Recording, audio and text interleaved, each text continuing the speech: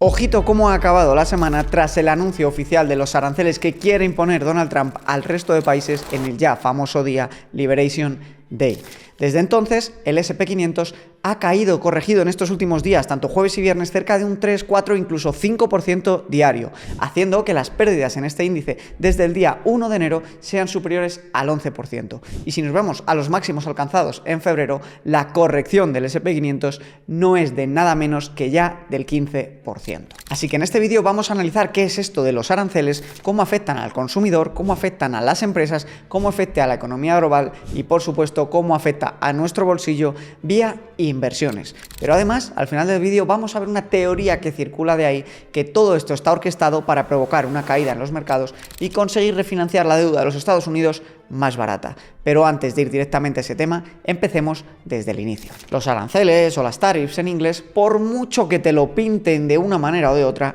no son más que impuestos. Impuestos que ya sabemos que a los gobiernos no les gusta más que ir subiendo, sea cual sea su naturaleza y sea cual sea su nombre. Y son impuestos porque al final estos aranceles lo que pretenden es que a las empresas que fabriquen fuera de Estados Unidos, cuando vendan ese producto en Estados Unidos, aplicarle al precio final de ese producto un arancel o un impuesto extra que va dependiendo, como veis en esta tabla, en función del país y de la cuantía que ha seleccionado la administración de Trump para aplicarle como extra. Que nadie te engañe contándote la milonga de que los aranceles no son impuestos, porque la realidad es que siempre que hay aranceles, impuestos o cualquier derivativo del nombre, los acaba pagando el consumidor final. Pero a eso iremos después. Lo importante aquí es entender que cuando a una empresa le imponen un arancel, al final tiene tres opciones. La primera, pasárselo en su totalidad al consumidor final, sumando la parte proporcional del arancel al precio del producto que vende. La segunda, asumir una pérdida de margen y ganar menos dinero, y otra, metérsela al consumidor final. O la tercera, cambiar la fabricación del producto y llevarla, por ejemplo, a Estados Unidos para poder vender desde ahí sin aranceles. De lo que Estados Unidos se queja es de que muchas empresas han sacado la fabricación de los bienes fuera, por tanto producen a menor coste y los acaban vendiendo a Estados Unidos, generando un envío de dólares fuera que de alguna manera perjudica a los americanos y perjudica al consumidor también americano, porque teóricamente se quedan sin puestos de trabajo. Pero la realidad es que antiguamente todos estos bienes sí que se fabricaban en Estados Unidos o en Europa, y son las propias empresas americanas las que han ido sacando la producción fuera. La respuesta al final de por qué pasa esto es muy sencilla, simplemente porque les sale mucho más barato y abaratan la producción y les permite vender un mejor bien a un menor precio, que al final es lo que quiere el ciudadano. Todo esto de traer la producción de las grandes empresas de fuera hacia adentro de Estados Unidos suena muy bien hasta que lo bajas a tierra. Al final lo que querría decir es que en vez de el vietnamita de turno estar cosiendo las zapatillas, las tendría que estar construyendo el chavalín de California. ¿Tú crees que el chavalín de California iba realmente a querer trabajar por lo que trabaja el vietnamita de turno cosiendo en una fábrica? No sé yo, ¿eh? Desde 1970 aproximadamente, con la globalización, la cadena o el proceso de fabricación de la mayoría de bienes se ha deslocalizado, pero lo que sí que es interesante es que mientras que se han deslocalizado las fábricas que menos valor añaden al final al producto, que es pues la manufactura, la producción del propio bien, lo que es el desarrollo de tecnología y las empresas altamente productivas y los centros de liderazgo, desarrollo, investigación, sí que se han mantenido en los Estados Unidos. Dejando un poquito todo esto al lado, que al final es más un tema de filosofía o de economía, la realidad es que lo más curioso del asunto es cómo se ha calculado esto de los aranceles. Trump dijo que se iba a tomar unos días para calcularlo y siguiendo unas fórmulas muy complejas y analizando todo al máximo detalle, y la realidad es que al final lo único que han tenido en cuenta para poner aranceles ha sido la división, como nos han alertado desde distintos medios, de el déficit que había de comercio entre un estado y otro, por ejemplo, entre China y Estados Unidos, lo han dividido y han dado por hecho que ese es el arancel medio que Estados Unidos estaba siendo cobrado por el país contrario. Esto, al fin y al cabo, es un disparate. Al final los países son como macroempresas, por así decirlo, y que una macroempresa te compre más de lo que te venda no quiere decir que te esté aplicando aranceles. Es muy fácil de entender con el siguiente ejemplo. A mi casa pues vienen una empresa de limpieza a limpiar y hacer ciertas tareas una vez a la semana. Yo les pago a ellos un dinero porque me hagan estos servicios. Y ellos no me pagan a mí nada a cambio. Lo que yo consigo es una tarea que yo no quería hacer por un precio que considero que es justo y razonable, se lo pago y yo dedico mi tiempo mientras ellos me hacen esa tarea a otras tareas que yo considero que para mí son más productivas y que me van a generar más dinero a largo plazo. Esto es muy parecido de lo que está pasando con el comercio internacional. Pero además, todo este tema de los aranceles no tiene sentido analizarlo solo en el contexto de la entrega de bienes, de productos físicos. También habría que analizarlo en el contexto de los servicios. Y Estados Unidos, gracias precisamente al libre mercado de capitales tan bueno que tienen y que esperemos que no se carguen a futuro, han conseguido captar a los mejores ingenieros, los mejores científicos, los mejores empresarios y todo el capital del mundo, y eso les ha permitido tener las mejores empresas de literalmente todo el mundo allí y tener no déficit, sino superávit de exportación de servicios. Es decir, estoy seguro que si tú usas un ordenador, igual pagas una suscripción de Microsoft, ¿no? O de ChatGPT. Estos servicios que entregan, Estados Unidos vende muchos más de los que él compra, es decir, tienen superávit. Por ejemplo, mientras que es verdad que Estados Unidos compra bienes por valor de 220.000 millones a la Unión Europea, más de lo que la Unión Europea le compra a ellos, la Unión Europea compra más de 100.000 millones en servicios de lo que Estados Unidos le compra a la Unión Europea. Como ves, todo esto de los aranceles al final es un poco sin sentido, desde cómo los han calculado, hasta qué artículos los aplican, hasta qué países han elegido para aplicarlos, porque incluso países como Israel, que han decidido cobrar 0% a Estados Unidos les aplica unos aranceles de vuelta, y al final no hay nadie que gane con los aranceles, porque el libre mercado lo que ha demostrado es que trae prosperidad y que premia siempre al que mejor trabajo hace, y lo estaba haciendo también con Estados Unidos, como podemos ver cuando las empresas americanas representan un 70% de la economía mundial, cuando su economía realmente representa un menor porcentaje en el mundo. Pero es que además esto de los aranceles no es nuevo. En 1930 ya se intentó implementar y lo tuvieron que acabar quitando a los 3 años porque se demostró que incluso agravaron más las repercusiones de la Gran Depresión que empezó post-crash del 29. Además, dio lugar a más proteccionismo y a más populismo entre los distintos gobiernos del mundo y acabó probablemente derivando en mayores tensiones que acabaron derivando en guerras mundiales. Ahora bien, basta de análisis económico. Vamos a ir a lo que de verdad nos importa. ¿Cómo esto puede afectar a las empresas, al S&P 500, a los índices y, por tanto, a nuestras inversiones? Para ver esto, en mi opinión, hay que analizar 3 posibles escenarios que pueden darse de ahora en adelante. La primera opción, y para mí la más probable de todas, es que esto es un órdago de Trump, que ya sabemos cómo le gusta negociar, para acabar llegando a acuerdos con distintos países, tanto en tema de aranceles, como en tema de defensa, como en tema de compra de recursos naturales, como en un montón de cosas que acaban influenciando el poder de los distintos países en la escena global, y al final los acabarán bajando e incluso acabaremos en una mejor situación de la que estamos ahora, porque lo que acabará habiendo entre los distintos países será incluso menor a lo que había antes de esta guerra arancelaria. Lo hemos podido ver con Israel, que unos días antes del Liberation Day bajó de motu propio al 0% los aranceles a Estados Unidos, y también Argentina dicen que ya está negociando para tener entre ambos 0% de aranceles. Ojalá que esto pase en la mayoría de los países,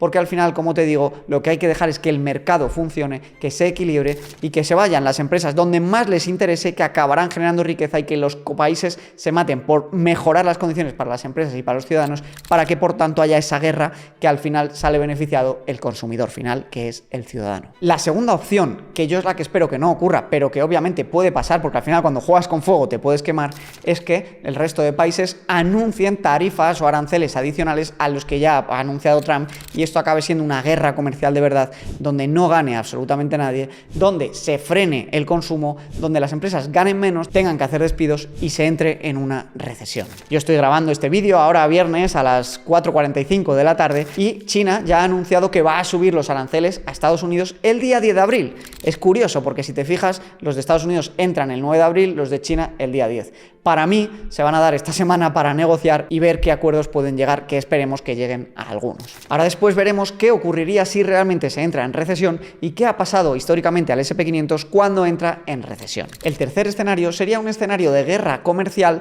pero un poquito más soft que la del escenario número 2. En este tardarían un tiempo, unos meses, en llegar a acuerdos, y mientras tanto la economía se podría degradar un poco y las empresas yo creo que intentarían aguantar el peso de estos aranceles, recortando margen y subiendo un poquito el precio de los productos que venden. De este escenario nos avisó la Fed de Atlanta hace unas poquitas semanas, y nos dijo que de producirse estos aranceles que Trump ha dicho que se van a producir, el crecimiento del PIB de Estados Unidos en el primer cuatrimestre pasaría a ser del 2,3%, que era el esperado, al menos 1,5%. Es decir, sería el primer cuatrimestre con bajada de PIB. Recordemos que para entrar en recesión hay que dar 2 trimestres consecutivos de bajada de PIB y además que suba el desempleo. Lo que desde la Fed nos dicen y la mayoría de los analistas es que dependiendo de cuánto tiempo se tarde en llegar a acuerdos y acaben finalmente bajando los aranceles, hay más probabilidad de que se dé una recesión o que esto sea un susto y un bache como pasó en el COVID y finalmente se recupere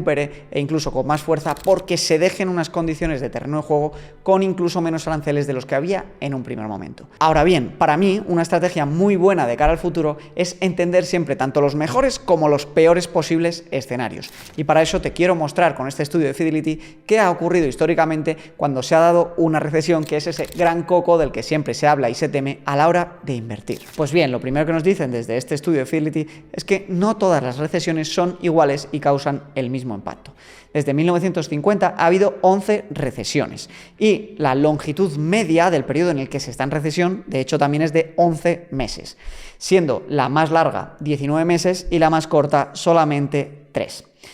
Lo que ha pasado al S&P 500 cuando ha habido estas recesiones es que en 5 de 11 años hubo retornos positivos y en 6 de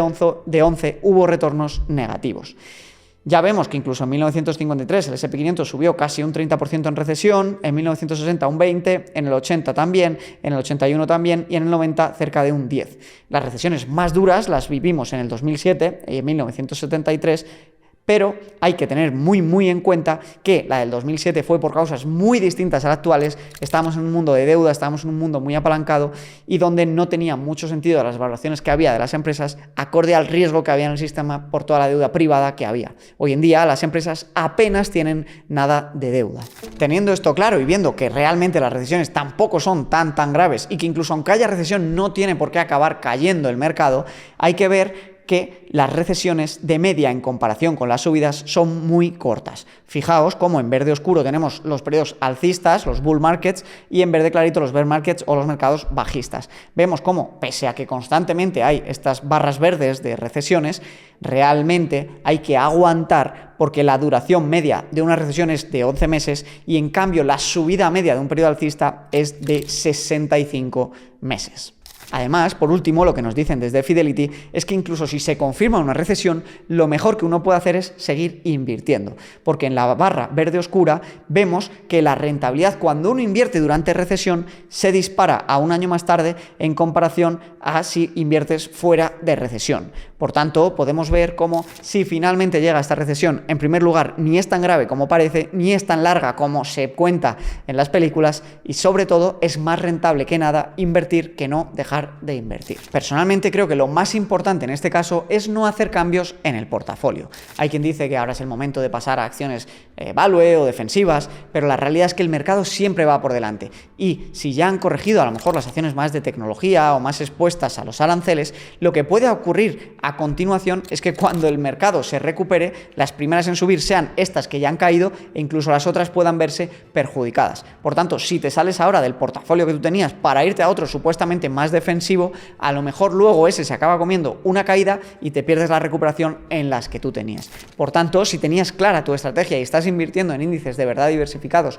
pues quizá es mejor simplemente hacer un DCA y seguir. Me gustaría enseñarte esta tabla de aquí que es muy curiosa porque nos marca cómo en 2018 y 2019, que Trump ya empezó con el tema de los aranceles y la guerra comercial con China, el S&P 500 también corrigió en su momento cerca de un 20% y llegó a tocar niveles de 2.300 puntos en su suelo. Hoy en día está a unos 5.200, es decir, está más de 2 veces por encima apenas 7 años después. Por tanto, como ves, nada de esto es nuevo y simplemente es un día más en el mercado con volatilidad y correcciones. Las caídas de más del 5% en el mercado son normales. De hecho, han pasado en innumerables ocasiones desde 2009. Desde 2009, fijaos que el mercado empezó a corregir y cayó en mayo del 2009 a 879 puntos y hoy en día está a 5.200 o, lo que es lo mismo, pues prácticamente 6 o 7 veces el precio de ese momento en apenas 16 años. Ahora bien, tras haberte puesto en contexto de qué son los aranceles y qué está ocurriendo,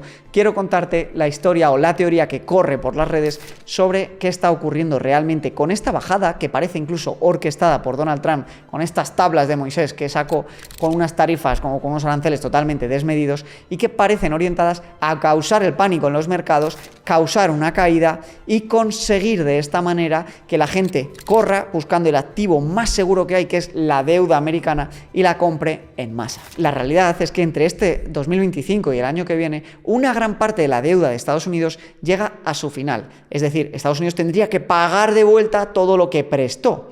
Pero no sé si habéis visto el podcast con Daniel Baeza, la realidad es que la deuda nunca se paga, simplemente se refinancia. Lo que quiere decir que Estados Unidos tiene que volver a coger dinero prestado para devolver el dinero que debe. Y para eso le interesa que haya los tipos de interés más bajos posibles. La deuda, como tú puedes conseguir bajar el coste de financiación, es simplemente bajando los tipos de interés, pero esto solo afecta a la curva a corto plazo, es decir, solo afecta a la financiación a corto plazo. Para la financiación a largo plazo es importante que haya mucha demanda por tu deuda. ¿Y qué manera hay de generar mucha demanda por tu deuda? Poniendo un poquito en riesgo o en jaque el mercado de acciones para que la gente se vaya del tirón al mercado de deuda, pidan más deuda de la que se emite y por tanto Estados Unidos pueda vender la deuda a menos tipo de interés, que se la comprarán igualmente y les permitirá refinanciarse de una manera más barata. Hace apenas unas semanas el coste de financiación a 10, 20 años estaba superior al 5%. El coste ahora mismo de financiación a 10 años está al 3,8%.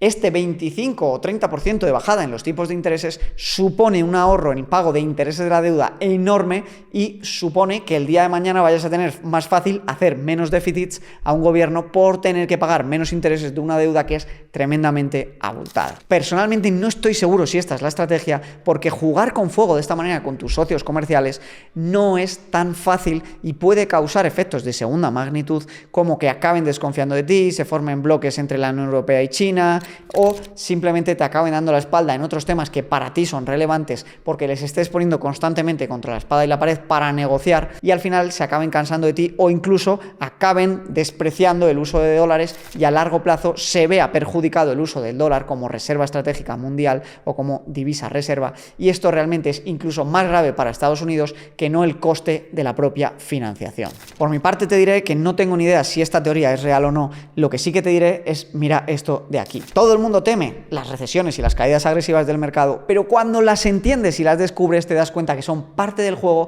para ser más agresivo en las caídas y luego tener más rentabilidad en las subidas. 2007 y 2008, que fue el gran temor de todos los inversores, fijaos cómo sería si hubieras invertido 10.000 euros justo antes de la gran bajada. En octubre de 2007, máximos históricos, inviertes 10.000 euros, en febrero de 2009, es decir, un año y medio después, habrías perdido un 42% de tu dinero, que es muy grave, pero en cambio, fijaos luego cómo se recupera y cómo desde 2007 hasta 2025, en 18 años, hubieras acabado consiguiendo un 12,27% de interés anual compuesto, o lo que es lo mismo, hubieras multiplicado tus 10.000 euros a 74.000 o 7,4 veces después de una de las grandes caídas históricas más grandes que hubo. Y personalmente yo creo que lo que estamos viendo ahora está más cerca del crash o flash crash del COVID que de la gran crisis financiera del 2008. Para el que no recuerde qué pasó en el COVID, el mercado llegó a corregir un 34% desde máximos y acabó cerrando el año con un 16% de ganancias. No descartaría que esto fuese lo que puede llegar a ocurrir si al final la mayoría de países o los más importantes acaban llegando a buenos acuerdos y rebajando aún más los aranceles de lo que estaban previamente, que al final yo creo que esta es la estrategia, aunque sea un poco agresiva, de Donald Trump. Algo que me ha llamado la atención y sobre todo para bien ha sido ver la diferencia de performance esta semana del S&P 500, que ha corregido cerca de un 7%, contra Bitcoin, que solo ha corregido entre comillas un 3%. Normalmente Bitcoin se había convertido en un Nasdaq en esteroides, similar al rendimiento que tiene el Nasdaq por 3, tanto en rentabilidad como en volatilidad, y es bueno ver que en estos casos de caídas está aguantando bien la volatilidad e incluso mejor que la bolsa. Para acabar el vídeo y ejemplificar el sinsentido de la tabla de impuestos que puso Donald Trump, hay un meme muy bueno que es este de Donald Trump con los pingüinos, donde le dice "Pay the tariffs" y le dicen los pingüinos "We'll be taking our business elsewhere". Es muy gracioso porque incluyeron en la lista de países un país con un 90 y pico % de aranceles que ni siquiera tiene ningún habitante y que solamente viven pingüinos en él. Oye, espero que te haya resultado útil este vídeo, que te dé luz, que te dé claridad y que te anime a seguir con tu camino, seguir invirtiendo y seguir acumulando, que es la única manera de librarnos de la inflación, de los impuestos y del empobrecimiento al que nos someten nuestros gobernantes con la impresión masiva de dinero. Dale like, suscríbete y comparte este vídeo con todo el que le pueda ayudar y nos vemos la semana que viene con un nuevo vídeo más.